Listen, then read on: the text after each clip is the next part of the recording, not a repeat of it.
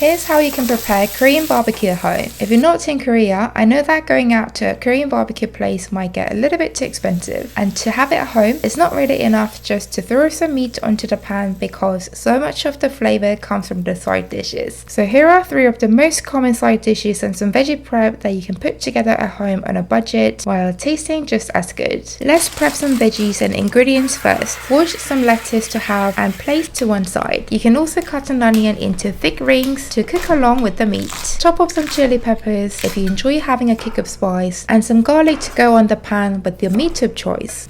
For our first side dish, 양파절임, this side dish is kind of like quick pickled onions and usually preferred for when you're having cuts of beef. We aren't cooking these, so if you think the onions will taste too strong, you can leave them in a bowl of cold water for a few minutes to get rid of some of the oniony spice. Drain any excess water and add some sugar, some soy sauce, plum extract, this is optional, some wasabi and vinegar. Next, we have 파절이. 파절이 is usually better suited when you're having pork as the main meat of your barbecue. Similarly, we need to chop them as thin as possible. A great tip for you is to slice them open like this and lay them flat so you can cut them thinly and evenly. Add gochugaru, some salt, fish sauce, vinegar and sesame oil and mix well. Let's begin with everyone's favorite sauce, Ssamjang. Set aside a couple of cloves of garlic and mince to add to the Ssamjang. Yes, I know that you can buy it from the supermarket, but I prefer to make my own. It's a simple 1 gochujang to 2 doenjang ratio. Add some corn syrup or sesame seeds to finish off. Honey or sugar is fine, but be careful to add it bit by bit. You can always add more, but you can't take away. Another popular sauce or dip that you can try instead of Ssamjang is something we call Gireumjang, which is just some salt, pepper and sesame oil. Now that everything is ready, let the feast begin. Add the meat, onions, garlic onto a hot pan. You can salt and pepper the meat to taste, but it's not really necessary as you'll be eating it with some side dishes that you have prepared already. When they have turned a nice golden brown, cut into bite-sized pieces and enjoy however you like. You can have it in a sam in lettuce with Ssamjang and other fillings of your choice, or just the meat with your spring onion 파절이 or onion 양파절임 side dish. The reason these side dishes work so well is that they act as a sort of palate cleanser for that greasy meat while also pairing extremely well with it. You can also cook some kimchi on the pan in a pork fat.